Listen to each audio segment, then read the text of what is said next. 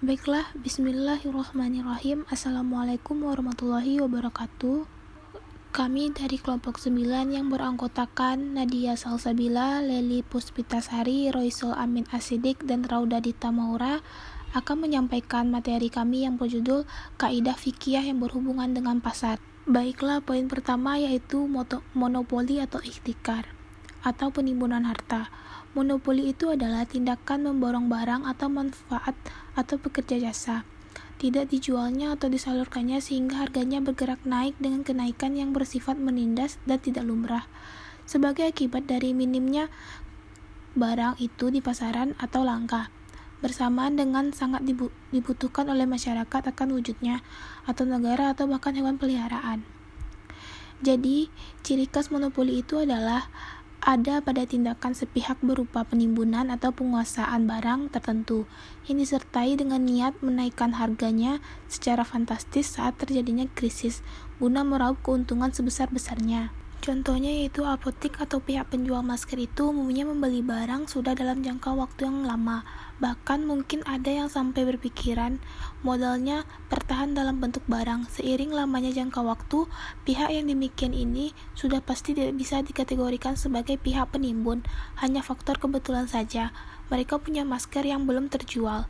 Namun juga tidak menutup kemungkinan bahwa ada pihak yang memanfaatkan momen dan kepanikan masyarakat yang tengah berlangsung sehingga berusaha memborong barang yang berpotensial laku untuk dijual kembali dengan harga yang fantastis guna meraup keuntungan yang sebesar-besarnya. Tindakan seperti inilah yang disebut dengan ihtikar atau penimbun harta. Baiklah, itu yang dapat saya sampaikan. Materi selanjutnya akan disampaikan oleh Leli. Kepada Leli kita persilahkan. 2. Rekayasa permintaan atau jual beli najasi.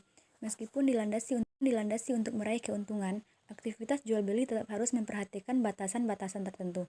Dalam Islam terdapat beberapa transaksi yang dilarang, salah satunya adalah jual beli najasi. An-najasi berasal dari bahasa Arab yang artinya menggerakkan. Imam Bukhari mengartikan sebagai mengusik buruan dan membuatnya meninggalkan tempatnya untuk diburu.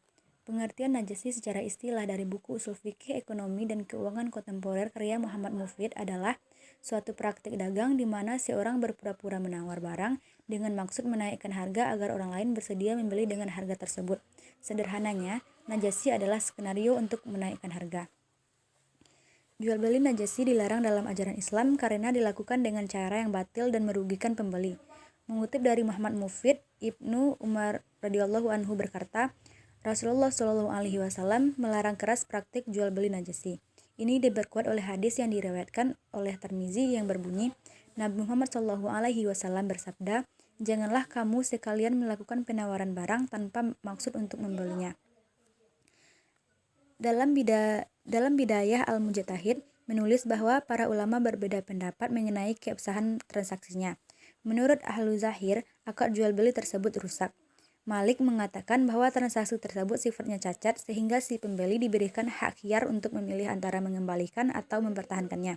Kemudian Abu Hanifah dan Syafi'i mengatakan jika najasi terjadi, maka penjual berdosa karena bermaksiat, namun transaksi jual belinya sah. Baiklah, materi selanjutnya akan dibacakan oleh Dita. Kepada Dita dipersilahkan.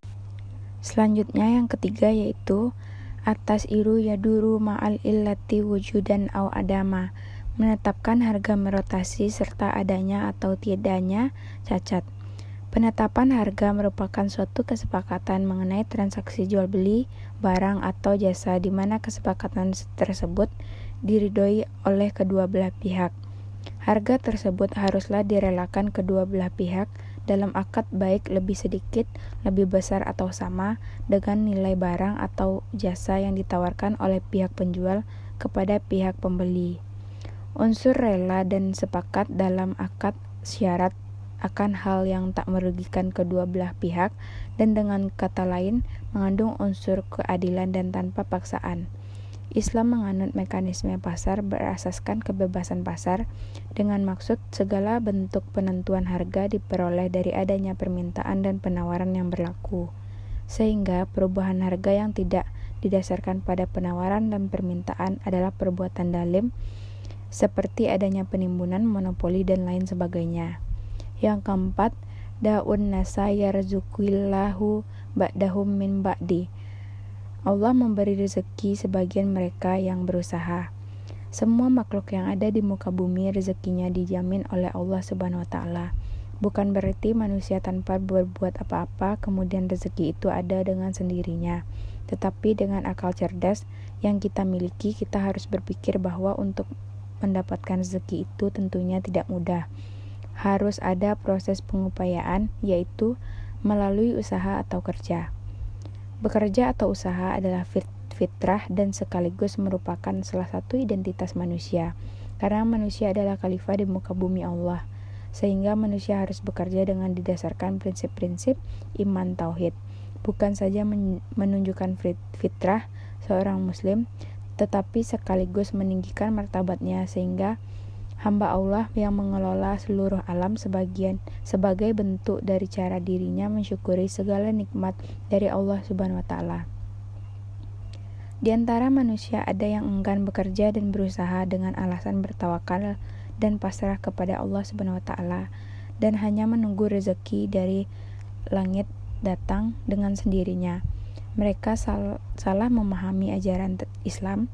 Pasrah kepada Allah tidak berarti meninggalkan amal dan usaha yang merupakan sarana untuk memperoleh rezeki. Materi selanjutnya yaitu kaidah fikih yang berhubungan dengan bisnis. Yang pertama, aklul mali bil batili haram. Mengkonsumsi materi yang berasal dari pendapatan yang dilarang oleh syariat Islam adalah haram hukumnya. Uang hasil dari korupsi, merampok, penjualan miras, narkoba, ataupun hasil dari tindakan maksiat lainnya adalah haram, karena uang tersebut didapatkan dari tindakan yang dilarang oleh syariat. Menjual barang mubah kepada pembeli yang diketahui akan menggunakannya untuk berbuat maksiat juga diharamkan. Seperti contohnya, menjual anggur kepada pabrik pembuatan wine, menjual senjata kepada perampok, atau menyewakan kamar untuk pasangan yang belum menikah. Yang kedua, manik talata bima lihil halalu wal haramu ukhrija qadral harami wal bafi halal.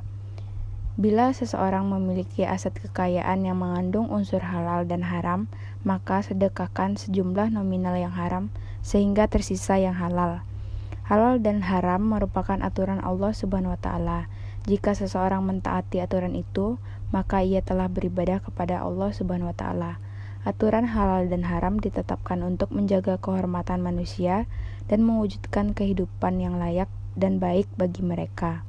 Barang siapa mentaati dan menjalankan aturan halal dan haram, maka ia berhak mendapatkan kebahagiaan dan kesejahteraan karena ia telah beriman dan berada di jalan yang benar.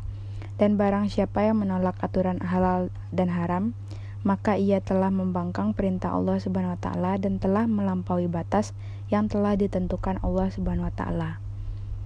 Sekian materi mengenai kaidah fikih yang berhubungan dengan pasar dan bisnis dari kelompok 9. Apabila ada kesalahan mohon dimaafkan. Terima kasih. Assalamualaikum warahmatullahi wabarakatuh.